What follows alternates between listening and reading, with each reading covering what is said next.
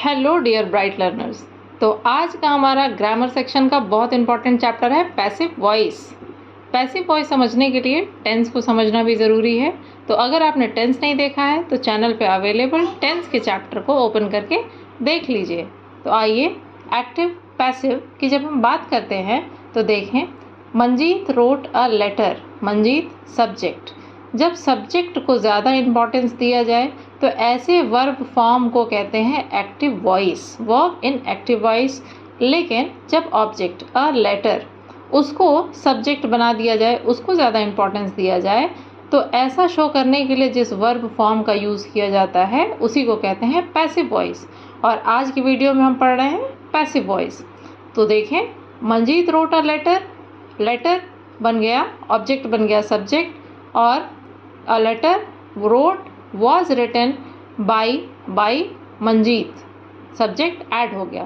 क्या क्या चेंजेस आए, हमने देखा कि सब्जेक्ट बदल गया ऑब्जेक्ट में। मंजीत जो कि सब्जेक्ट था अब बन गया ऑब्जेक्ट, और बाई लगाने के बाद में जुड़ा, ऑब्जेक्ट बन गया सब्जेक्ट। अ लेटर ऑब्जेक्ट था जो कि पैसिव वॉइस का बन गया subject. Main verb wrote write, इसकी हमेशा यूज़ होती है थर्ड फॉर्म यानी पास्ट पार्टिसिपल फॉर्म। तो राइट की थर्ड फॉर्म रिटन यूज़ हुई है। और देखें, अगर सब्जेक्ट की जगह में एक्टिव वॉइस के सब्जेक्ट में someone, somebody, everyone, everybody, anyone, anybody ऐसे वर्ड्स दिए हुए हैं तो ऑब्जेक्ट बनाते समय उनमें उनको हटा दिया जाता है, उनको ऑमिट कर दिया जाता है। जैसे someone has stolen my pen, active voice है समवन, तो इसका पैसिव बन गया my pen has been stolen, someone omitted.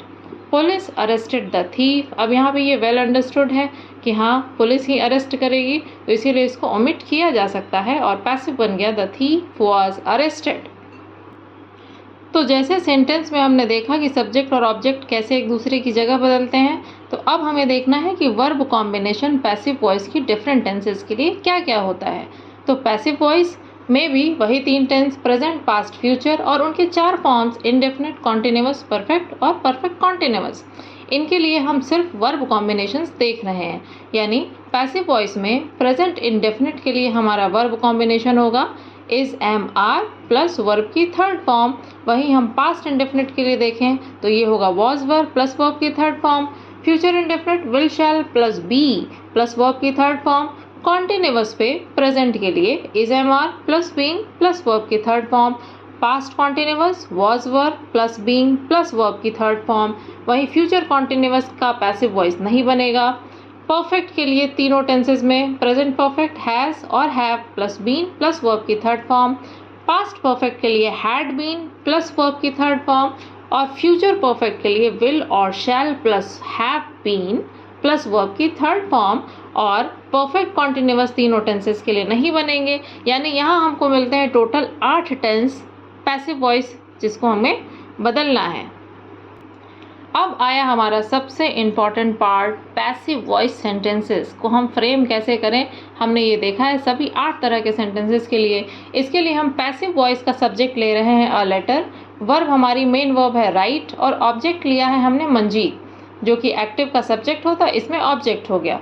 तो फर्स्ट हमने देखा प्रेजेंट इंडेफिनिट, हमने स्ट्रक्चर देखा था वर्ब का इज, एम, आर और वर्ब की प्लस वर्ब की थर्ड फॉर्म। तो अ लेटर के अनुसार इज वर्ब की third form written by Manjeet, ये हो गया a letter is written by Manjeet. यही टेंस एक्टिव में होता मंजीत राइट्स अ लेटर, इसकी जगह हो गया a letter is written by Manjeet. वहीं पास्ट इंडेफिनिट के लिए क्या होगा, वॉज वर्ब प्लस वर्ब की थर्ड फॉर्म अप्लाई किया, a letter was written by Manjeet. Future indefinite will, shall plus be plus verb की third form, a letter will be written by Manjeet. Present continuous is, am, are plus being plus verb की third form, a letter is being written by Manjeet. Past continuous was verb plus being plus verb की third form, a letter was being written by Manjeet. Present perfect has, have plus been plus verb की third form, a letter has been written by Manjeet. Past perfect had been plus verb की third form, a letter had been written. और ये future perfect will, shall plus have been plus verb की third form, a letter will have been written. ये हमने देखा 8 forms में कैसे passive हम बना रहे हैं। जिनके नहीं बनेंगे वो हो गए हमारे 4, future continuous, present perfect continuous, past perfect continuous और फ्यूचर परफेक्ट कॉन्टिन्यूअस। अब आया नेक्स्ट पार्ट जो कि है एक्टिव से पैसिव में बदलना।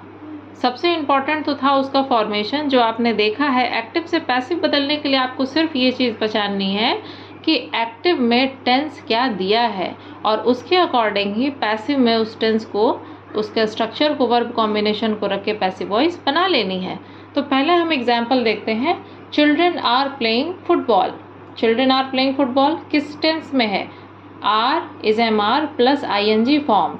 ये क्या है? Present continuous. तो प्रेजेंट कॉन्टिन्यूअस का टेंस दिया है, इसका जब पैसिव वॉइस बनाएंगे तो क्या हो जाएगा? ऑब्जेक्ट आ गया फुटबॉल, इसके अकॉर्डिंग हेल्पिंग वर्ब लग गई इज, और उसका वर्ब कॉम्बिनेशन था is am are plus being plus verb की थर्ड फॉर्म। तो हो गया इज बीइंग, और प्लेइंग का played, football is being played by children. इसी तरह एक और सेंटेंस देखिए, दे मेड हिम जनरल। अब मेड वर्ब की सेकेंड फॉर्म यानी सिंपल पास्ट यानी पास्ट इंडेफिनिट यूज़ किया गया है जो कि पैसिव वॉइस में वर्ब कॉम्बिनेशन देता है वॉज वर्ब प्लस वर्ब की थर्ड फॉर्म। अच्छा, तो क्या हो गया? हिम। क्या हो गया ये? हिम। तो ही वॉज मेड, ये थोड़ा डिफिकल्ट हुआ इसीलिए यहाँ पे दिया गया ही वॉज मेड हिम।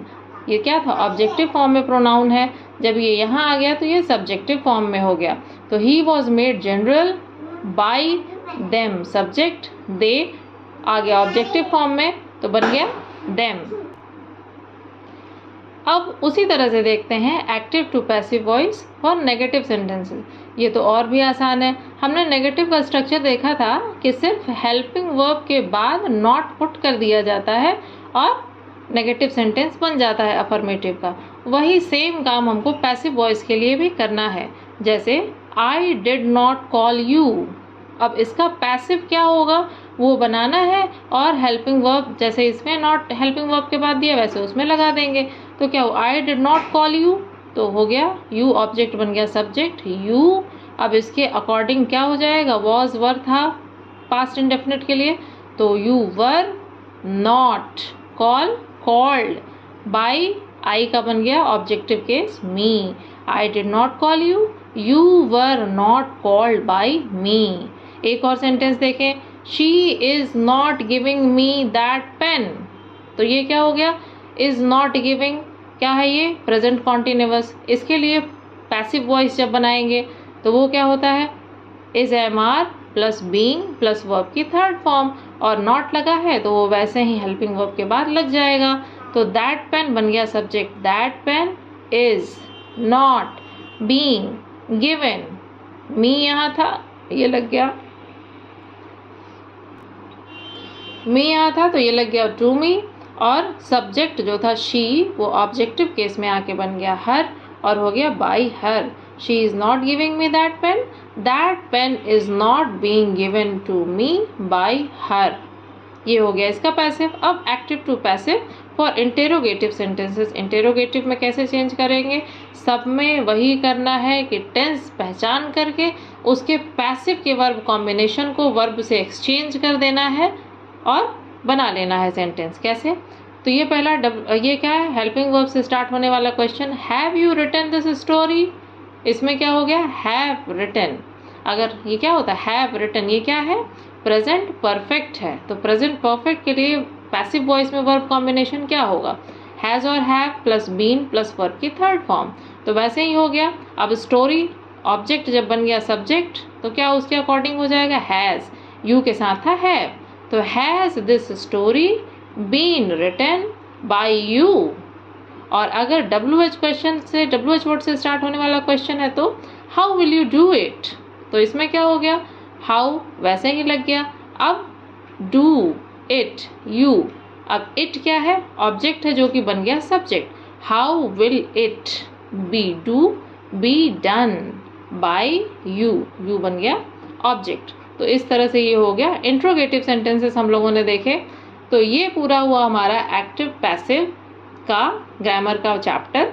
आपके लिए एक सेंटेंस यहाँ दिया जा रहा है जिसका आप पैसिव वॉइस बना करके बताएंगे। और हमारा सेंटेंस है लता जी हैज़ संग ब्यूटीफुल सॉन्ग्स। तो यहाँ हम क्लोज करते हैं अपना चैप्टर। आप इसका आंसर, इसका पैसिव वॉइस कमेंट्स में बताएंगे। तैयारी करते रहिए, पढ़ते रहिए। Happy studies.